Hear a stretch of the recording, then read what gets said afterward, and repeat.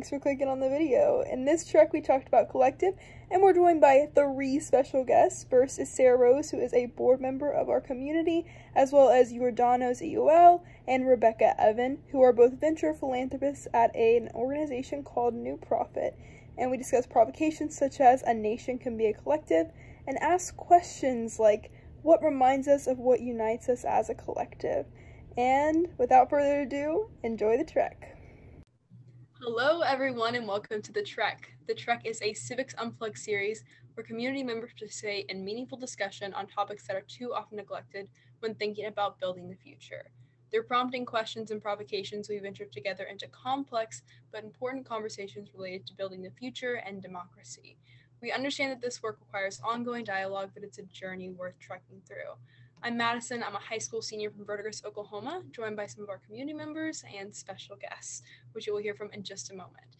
So today we're talking about collective, and we start off with a word association. So once you see your name up on the screen, give a brief introduction and then say your 1 to 3 words. I am happy to get us started. Hi, my name is Chabu Kapumba. I am 19 and a first year at the University of Toronto, as well as a proud builder of this community. And when I think of collectives, I think of necessity. I think that there isn't anything that can't be supercharged by having a collective backing you in that process. And then I also think of intimacy because it's a bit different than like a group or an association or even a community, because a collective, at least to me, insinuates that there's a real like depth of value in each other, and also reliancy in kind of helping create accountability or, you know, being really good at whatever it is the collective is working towards. So those are my 2 words. Hello, I'm Mariam. I'm 17. I'm a senior from the suburbs of Chicago. And when I think of collective, I think the first couple of words that came to my mind were community and then unity. Because a collective is, like Chabu was saying, goes deeper than a community because it comes to my mind like one, like everybody is operating as one, even though there are many different people in the collective, but they do have some sort of shared value or same goal that strengthens their bonds beyond a community into a collective.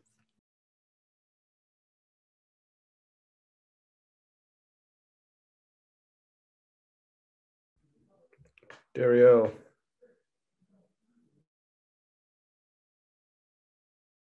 Sorry, I had to find my unmute button behind my microphone. 1 to 3 words. Oh, that's different from previous treks. 2 words that I would use to describe the collective would be unity and, like Mariam, community, because communities have to be unified around one thing in order to be a collective. Hi everyone, I'm Julia. I'm 23 years old, and my word would be collaboration, just because when you think of a collective, you think of a group of people saying to the point that other people were saying towards like a common goal. Hello everyone, I'm Namishka and I'm calling from Mumbai, and I am 15 years old, that is a sophomore. And when I think of collective, I think like previously mentioned, I think united, and I think local, because I believe a collective has to be very close to you and has to be very in your community.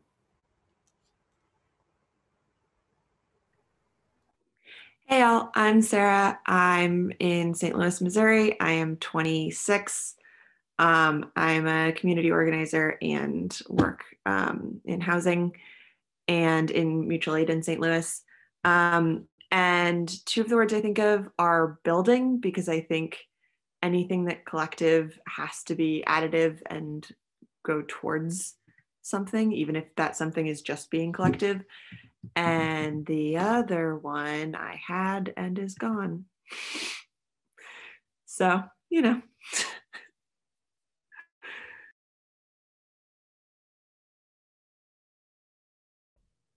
Hi, everyone. Thank you so much for having me here. My name is Giordano's EOL. I am based in Malden, Massachusetts. I am with an organization called New Profit, work in venture philanthropy. I'm 36. And when I think about collective, the two words that come to mind are vision and identity.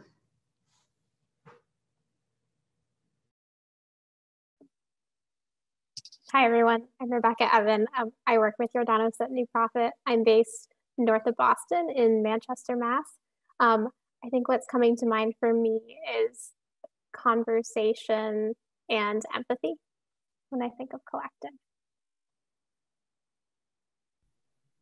Hey everyone, I'm Gary, one of the co-founders of CU, calling in from Aurora, Illinois, outside of Chicago. The word I would pick is magic, because I think there's a lot of magical things that can happen when you work collectively. And mine's kind of cheesy, but the first thing I thought of was better together. I just think that's such a good saying. A lot of things are done better together with people and community, as many people have said. So yeah, thank you all for doing that word association. Now we can get into the actual conversation. So if anyone has a question or a provocation they want to pose, go ahead and we can start talking about it.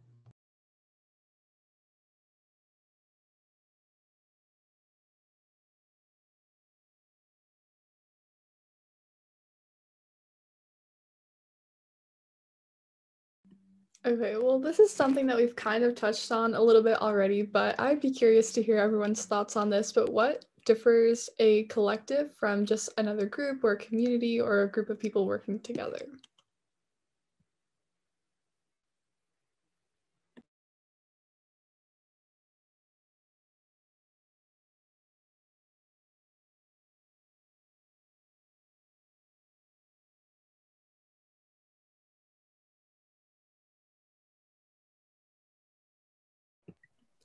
So go ahead. Sure. I just wanted to say that I think that the distinction between a collective and just like any kind of community or group is the idea that you're working towards a very specific goal. And you're either kind of like working on the same project or working on complementary projects. And that could have a lot to do with the fact that my association of this word has a lot to do with CU. But I do think that collectives are a bit more focused and grounded in a specific goal than a community or group would be.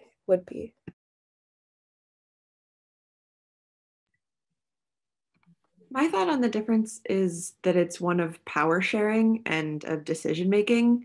I'm borrowing this partially from a talk that I went to this weekend from Power Shift Network, but it's sort of that there are hierarchical organizations where there's a leader and it sort of is an upside down tree. And then there's something like an email list where there's one person who sends the email out to everybody and then they email back to that one person.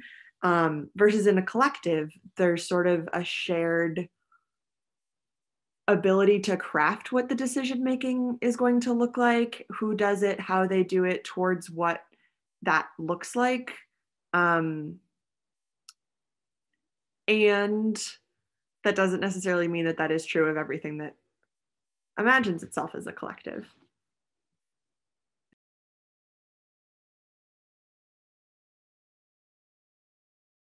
I think my take on the difference would be a collective tends to be longer for a longer period of time than when you compare it to a group. A group is usually something you associate with short term, like happens today, ends in the next week or so. But a collective would be over a longer period of time.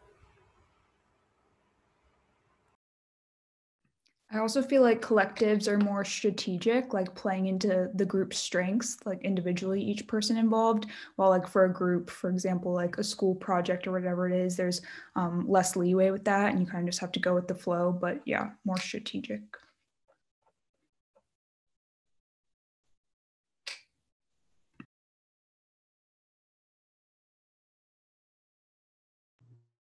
Okay, if there's nothing else to add to this question, you all can pose another one. Anyone?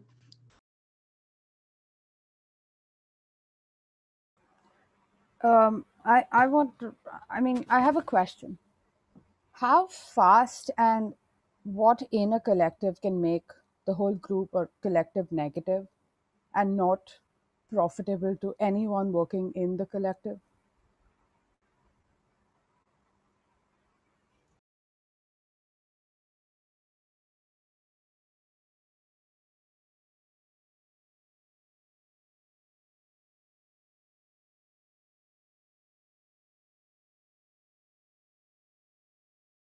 Well, the first thing that comes to mind for me, and I think this can be almost applied to everything, but is communication, because on a collective, when people are working so much more on like a direct basis with a shared goal and they're like sharing the power, Sarah, like you were saying earlier, with a lack of communication, I feel like things can go negative a lot quicker. And if a collective, like when you're working together and things like that, it's just so important.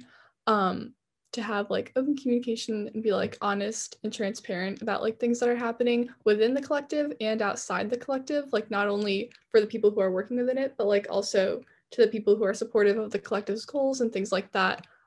It's something that I think about a lot, and like I think we've had a trek about transparency before and like how that influences it and like how CU approaches it, which also might influence my answer a little bit, but I definitely think that it's super important. So yeah.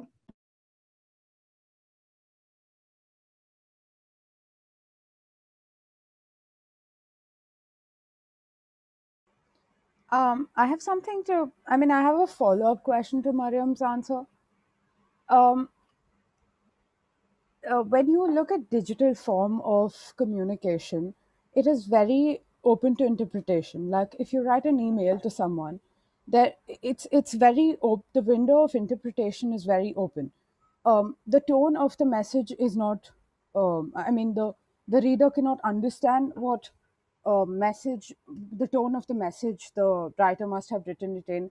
And I think when it comes to digital communication, you know, this is not like a question, this is a comment that I wanted to put, but when it comes to digital communication, it is very easy for mistakes to happen. Yeah, totally agree. And I was reflecting on that a few months ago, how like there's a lot of just real utility of exclamation points, punctuation marks, and emojis. I think people that are a little older or just didn't grow up using emojis when they were younger might feel a little bit uncomfortable using emojis, like for anything that's like productive or like work related. But I mean, it can be really damaging for people to assume that you're being sarcastic when you're giving praise, or just to be misunderstood in any number of ways.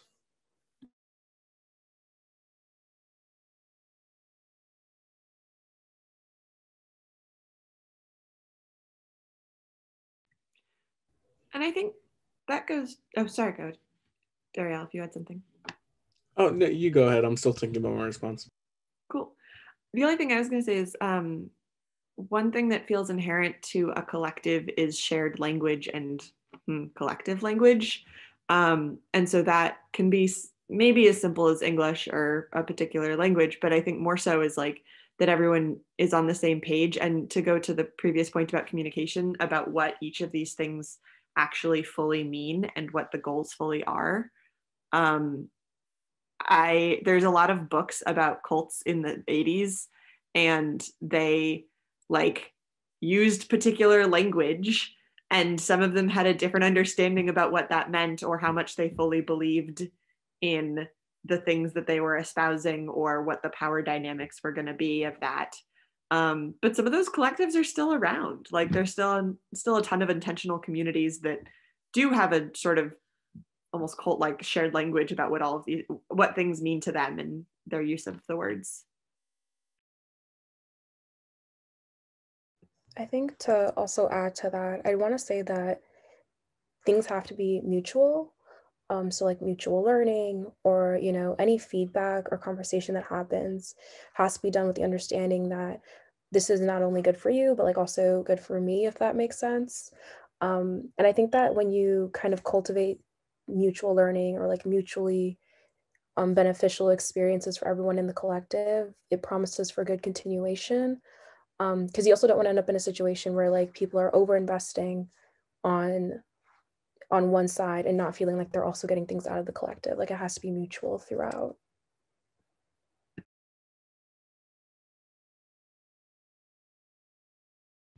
Yeah, Sarah, I think you bring up a good point about being on the same page. I think that that's like twofold. You have to be on the same page about kind of the vision and the intentions of everyone in the collective. So like you all have to know what you're working towards, and then you also like all have to have intentions of wanting to reach that vision instead of like just like everyone achieving different personal ambitions, if that makes sense. Because then you're not really serving the collective, you're just using the collective, or like you could be using it as a means to achieve personal ambitions.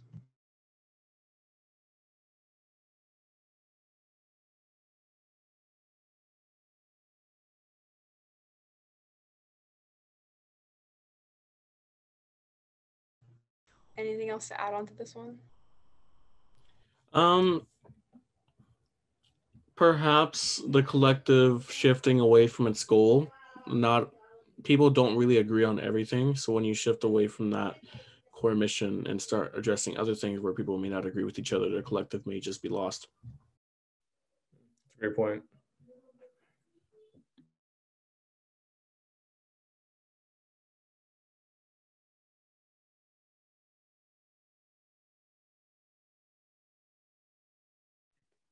One question I have is what collectives have people either seen in history or been a part of, or what do they think of when they think of a collective rather than something being collective? Yeah, it's a great question. I'm curious what Rebecca or Jordanos thinks.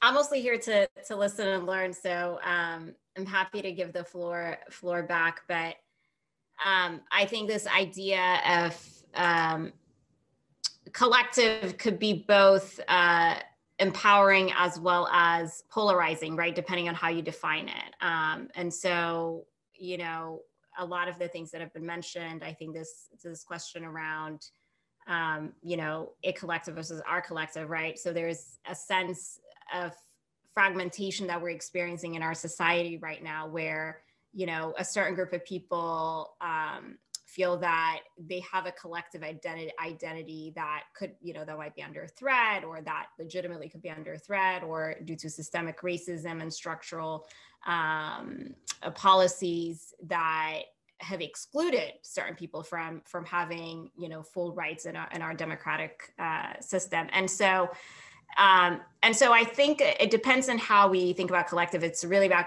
creating an inclusive collective identity that does recognize and celebrate diversity and inclusivity, right? Or is it really about creating a set of norms and values that strengthen the, you know, this kind of polarized and you know, kind of siloed and culturally fragmented identity that, you know, we have kind of cultivated in our culture today. So that's really where my mind goes, and that more important than what I think is really how you guys are wrestling with this. So thank you for giving me space to share some of my thoughts.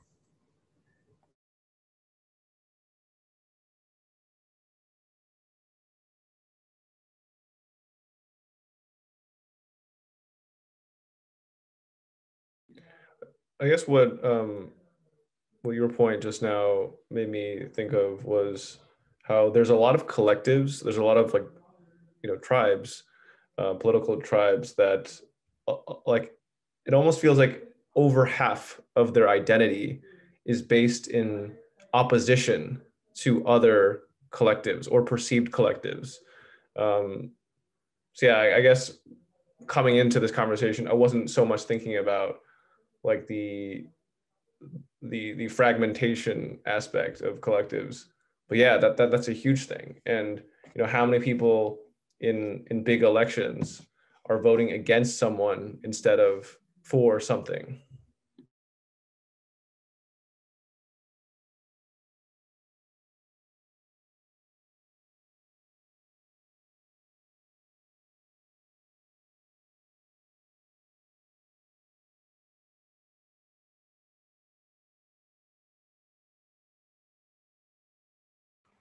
I completely agree with what you just said. I mean, if to give an example, most of the major political parties right now are not based on what they can do, are based on what the opposition party can't. It's not more. Become more about competition rather than helping the country or helping the citizens. And I think, I mean, I'm always for some healthy competition, but um, it always becomes a problem when that's happening in politics, because politics is supposed to be for people and not you against me.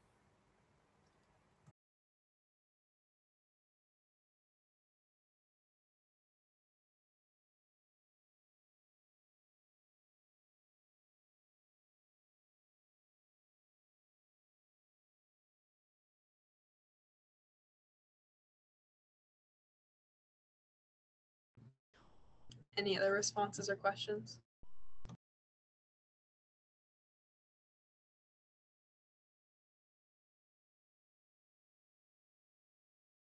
I don't think it's really, there's not like a particular collective that comes to mind, but I think that historically, looking back at other collectives, there's definitely almost like a sense of like having a majority think on your behalf, so that your reaction to like certain historical events or things that are happening is almost preordained to, irrespective of what's going on. And that really just plays into what Gary said about identity-based opposition in collectives. Even though collectives can be really powerful and empowering, they can also kind of be disruptive of thinking critically about the things that are unfolding, you know, either historically or even right now.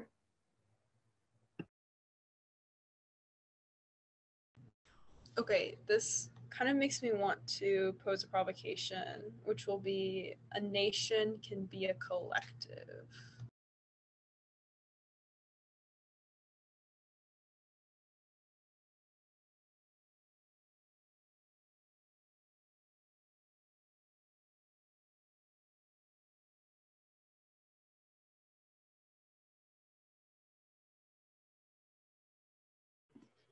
I think in general, when I think of collective, like nation is like a great term to like associate it with. But when I start to think about the definition that like we've associated with it in terms of like shared values or goals and ideas, it's hard to think of like any one nation that seems like a super strong and like tight-knit collective.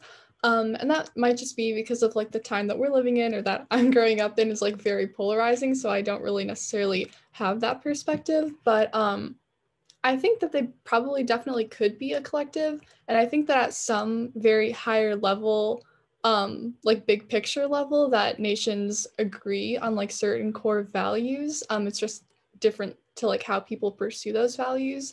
But yeah, I guess it's an interesting provocation, Madison. So I'd love to hear what other people have to say as well.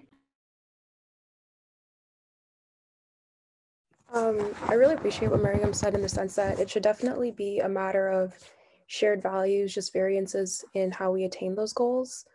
But my instinct is to suggest nations can be a collective, or all nations should be a collective would be better, just in the sense that like, it's really, I think nations already kind of act as a collective distinct to themselves.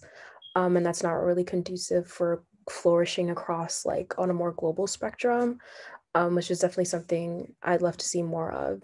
So I think that if we were all kind of enforced to work in each other's best interest and not just our own, that would be some much needed change to the global stage right now.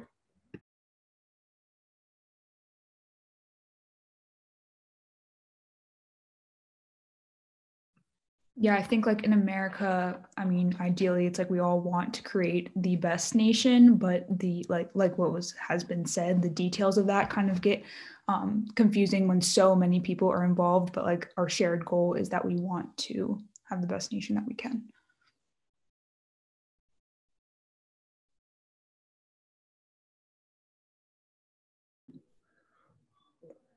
What gets in the way, and you can nest this under this question, what gets in the way of a nation feeling like a collective or operating like one?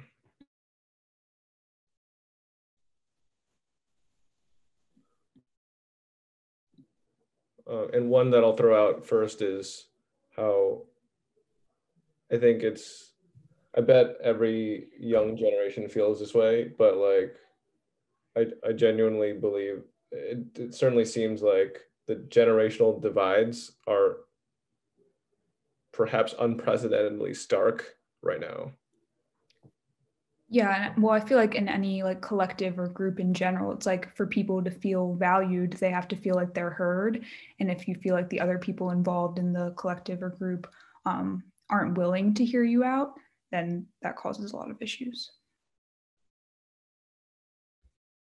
Well, yeah, and it just seems like with political parties, people are prioritizing smaller collectives within nations. I mean, especially the US, than of like the nation as a whole.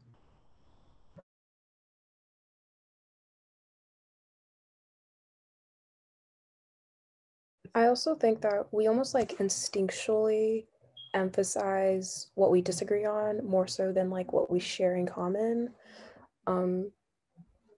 Like, of course, there's like differences between each generation, but every single generation has kind of gone through a phase of like, oh my goodness, like this is unprecedented political situations that are happening when history repeats itself more often than not. So I wonder why we wouldn't instinctively pick up on the fact that, you know, there are people here who have been through this maybe once, twice, or even more so, and have a tendency to like fall back on the fact that this has never happened to anyone else, or like we have nothing in common, we're coming from very different places or perspectives. This is just a side note on that point, not really something to take note of, but the point is so true is that we emphasize what we agree on. Like if people are ever like, oh, I agree with whatever this side on this, but we disagree on this, but no one's ever like, we disagree on this, but we agree on this. It's always kind of like, if the point originally is disagree, it's like it stays at that. It is funny how language is that way. Like the last thing that you say gets most emphasized. Yeah, go ahead. Sorry. I just wanted to quickly react to what Julia said. There's I had a conversation with a friend where we were kind of talking about like why there's something more like more memorable about painful events than like great events, and he basically chopped it up to the fact that like it's like human function, because then you kind of prevent yourself from experiencing the bad thing again in the future, so it's more memorable. But yeah, I think there's like connectivity between those two things.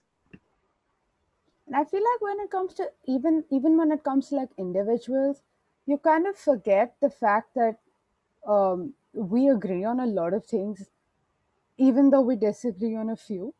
And like in a conflict or in a fight, you tend to emphasize on what you don't agree on and what you feel is wrong than what you agree on and what both of y'all feel is right.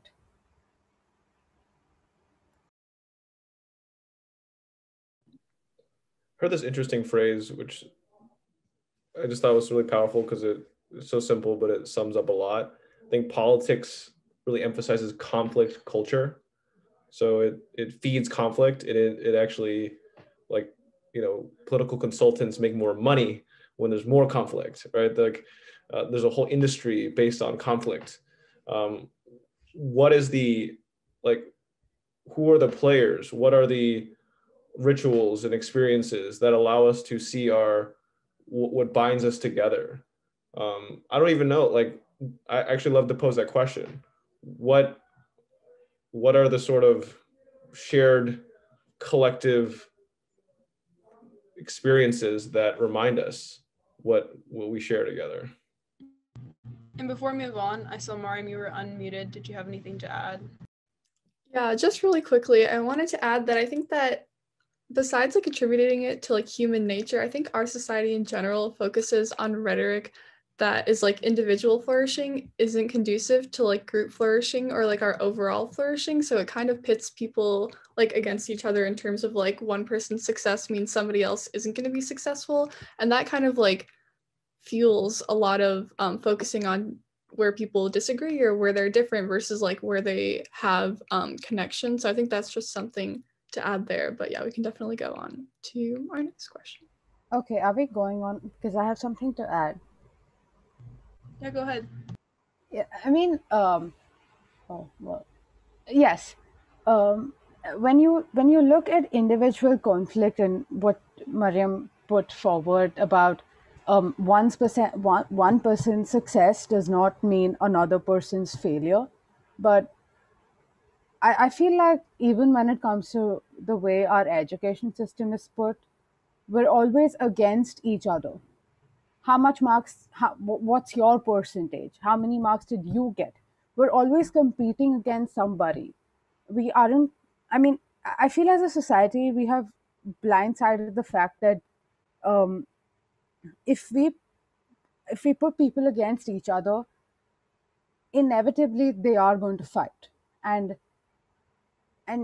when a person, for example, joins a collective, there is always some personal mandata into it, like a vendetta into it, like there is always some personal benefit one gets while joining a collective or anything. Only then will they try to do it.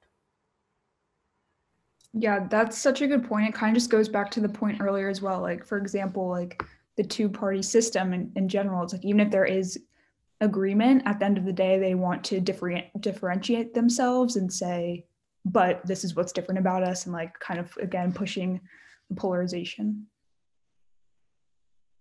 I wanted to add on to Namishka, I think it is. If I'm saying it wrong, please correct me.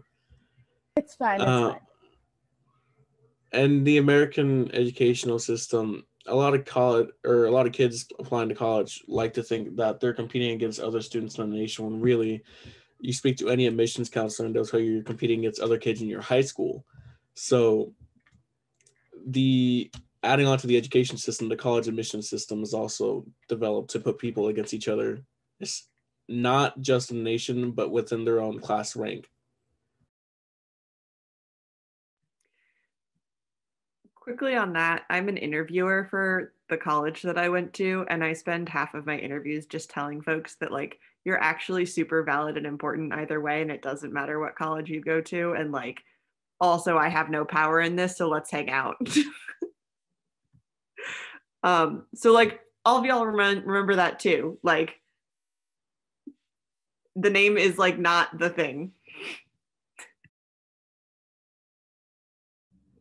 My school likes to put a lot of pressure on that though.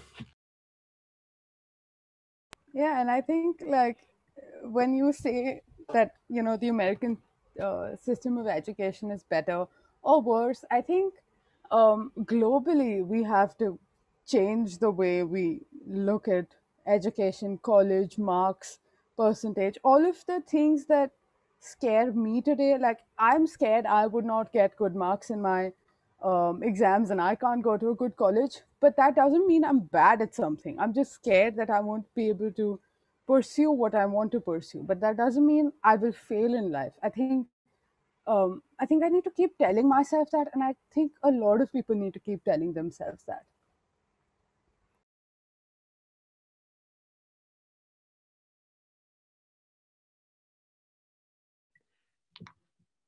And I think this sort of goes to the point that I originally made, which is like, I don't feel like an America or any nation is a collective because there are no nations where people have equal power, where people get to, and this goes to the point earlier about like a history of inequality and racism and sexism and schisms and intentional disinvestment from specific communities and like devaluing a whole swath of people because of a fake history of them. Like, it's so hard to be a part of a collective or remind yourself that you're part of a collective when like the history you're told in class is like not that of your collective.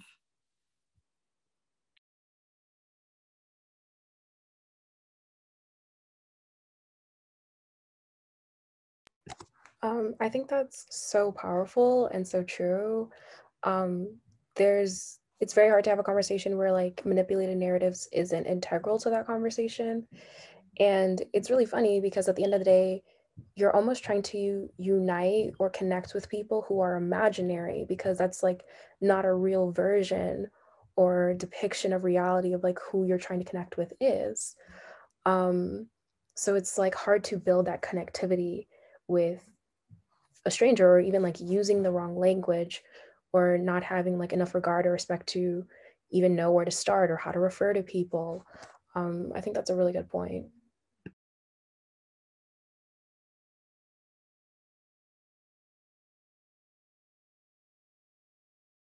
And if anyone wants to hop down to Gary's question, go ahead.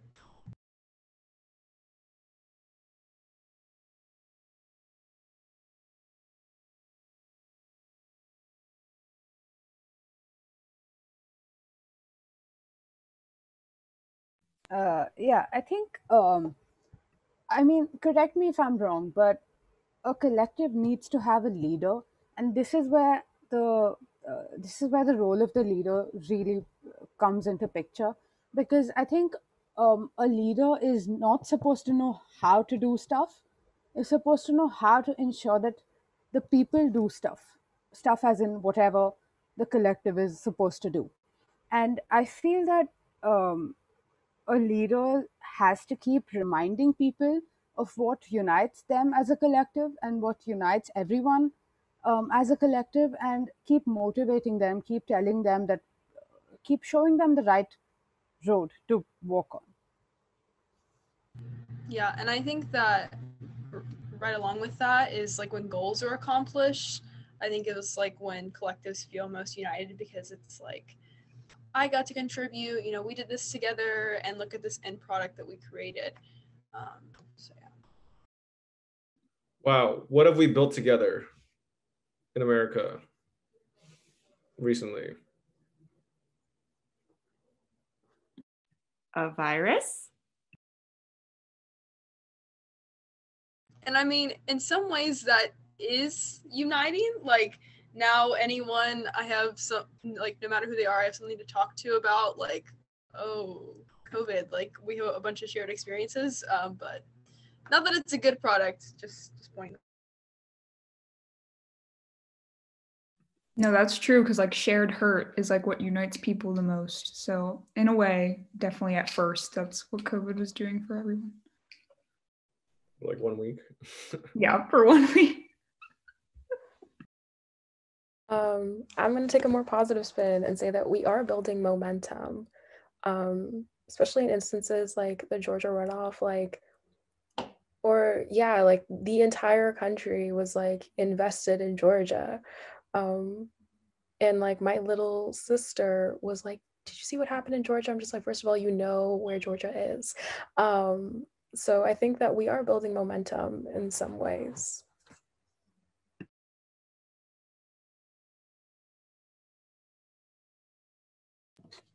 I mean, just snaps to Chabu's point and adding on to that, I feel like people in my school who were like never interested in getting involved or like in activism, like this year have like really stepped up and have started like seeing the importance of like why they like should be getting involved. And I've seen so many more of them start going to like protest or start using their voice or like their Instagram or like any little thing, or even like start speaking up in class more when they hear something. They're like, hey, maybe you shouldn't say that because it's XYZ. And I feel like there are so many people who are building off of this momentum and kind of like building this network or like ecosystem of people who are like ready and willing to start pushing the collective in a more positive direction. So I think that's really cool that like that's something that's kind of uniting all of us, and especially the fact that like social media like Instagram and things like that can connect people. So even if you aren't necessarily surrounded by people like physically who are maybe a part of your shared collective, you can be connected with people who are having the same goals or the same aspirations, and it's just like a nice network of support. So I think that's really cool too.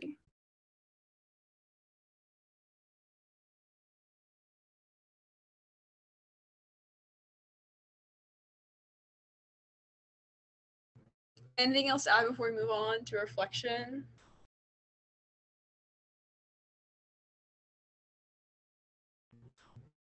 Cool. Okay, I'm gonna copy the link to the notes.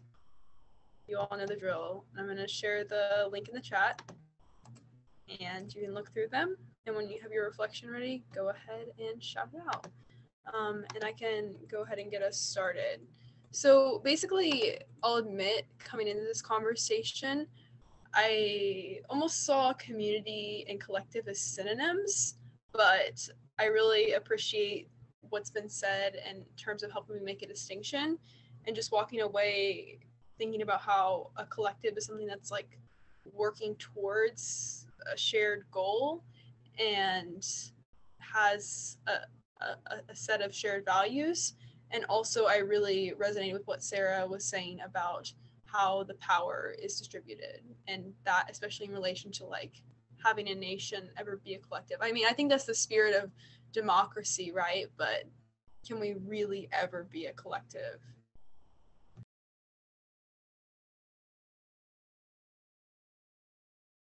Yeah, I think starting out, we had such a positive view on this word. And I mean, it is mostly positive. I still think that way, but it was a very positive conversation starting out. And the more we got into it, the more we saw like how the nitty gritty of things can really, again, like I said, polarize people. But yeah.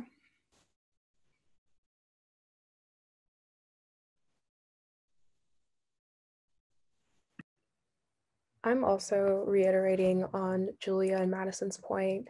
My initial word association was intimacy, which is synonymous with like a smaller group of people.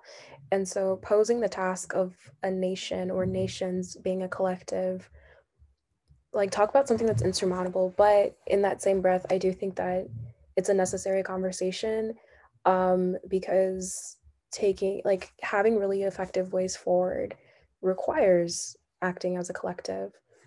And I really do appreciate a point that Sarah made earlier about the fact that like we're almost not even aware of the people we're trying to connect with and form a collective with. So thank you for emphasizing that.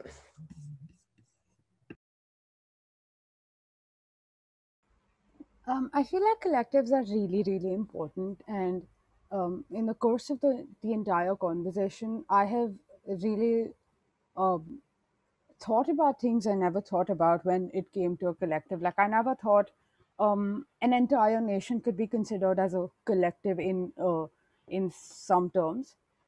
But again, like everything, a collective has some inherent problems.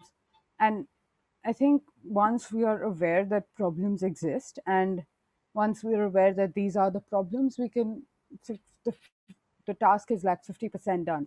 And I think we can work towards overcoming these problems and, form a euphoric, perfect collective.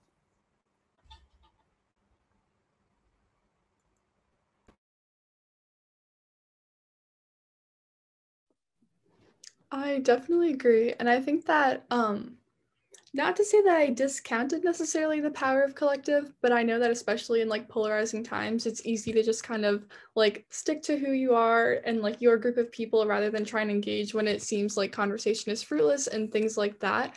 But collectives are so powerful, and it's just making me reflect a lot on how I can be more active in terms of like getting people together and like connecting people and like unifying people to kind of like tap into that power, because it is so important and it's something that we're definitely going to need like moving forward. And it would be really cool to think of our nation as a collective. So I think that's just something to keep in the back of my mind. But yeah.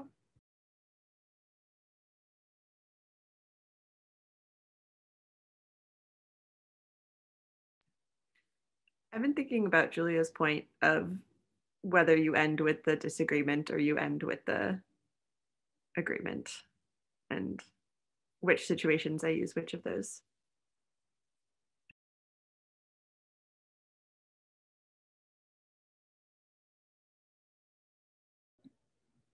think what this conversation has motivated me to do is think more about how do we get more practice in smaller collectives, because creating a collective that is all of humanity, let's say, is very, very hard. So how do we get the reps in, right? And I think it's in spaces like the ones we're creating at Civics Unplugged that it's a good training ground for that.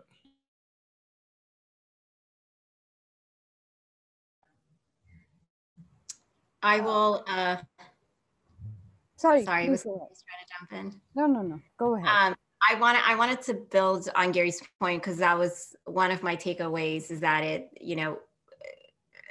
helping to build a collective, it requires a set of skill sets, right, around bridging across difference, being able to have potentially divergent, even conflicting, and argumentative dialogue, but, with the pursuit of trying to achieve a greater good. And so how can we continually build a practice, like Gary said, but also how can we bring others along? Like, you all are here, obviously, because you've chosen to be here and you've prioritized this, but how can we help others, who may not necessarily see this as part of kind of their daily life, but how can we help build this type of skill set in a wide variety of people, not only for young people, but also for adults, right? And for people of different generations. That's really where my head is.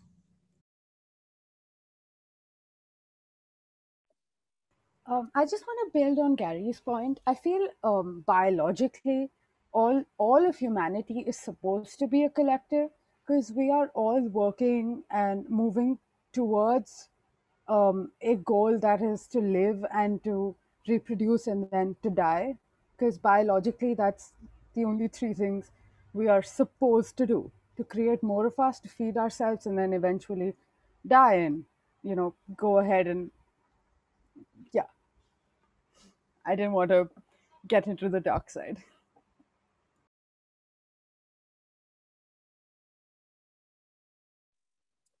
I think I love the point. I love raising the question about whether a collective can be a nation, because I, in the past, before this conversation, have thought about collectives as kind of outside of institutions and formed because of institutional failure.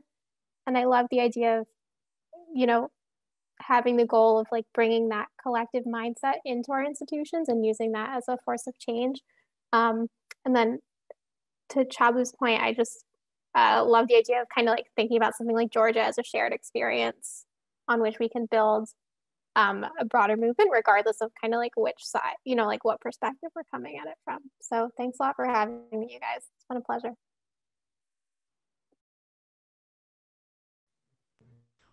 Darielle, do you have a reflection? Yes. I'm sorry.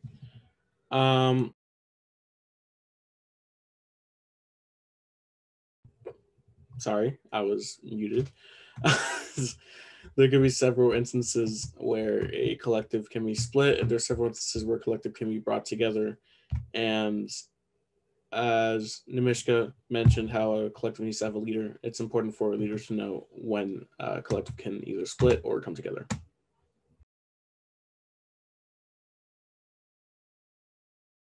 Very fragile, like a baby. Unless you're my little sister. Love that comparison.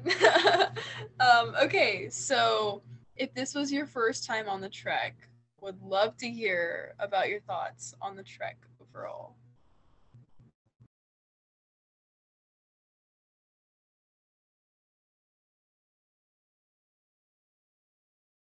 That's wink wink, Jordanos and Rebecca. That's you too. Wasn't sure if anyone else was gonna jump in there. Here, go ahead, Rebecca. I love the fact that you guys take such a kind of like collective democratic approach to how you structure the conversation. And I love that you kind of, everyone can take the thoughts and the conversation where it leads them. And it's a very like natural flow that leads to a lot of interesting places.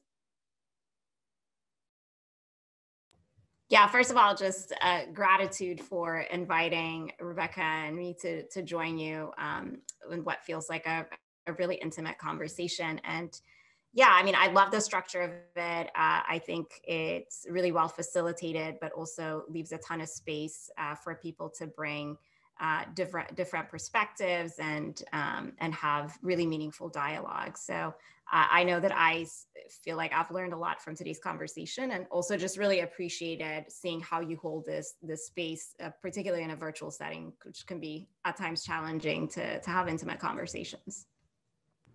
Yeah, I thought it was so cool how at the beginning we were kind of like off to a slow start, like having to like get questions out, but then we started flowing. So that was really awesome to see. So thank you all so much for coming. Thank you, Sarah, as well, for joining us. And I guess just thank you everyone for taking the time out of your night. And I will see you all later. Bye. Thanks, everyone. Bye. Thank Bye, you. everyone.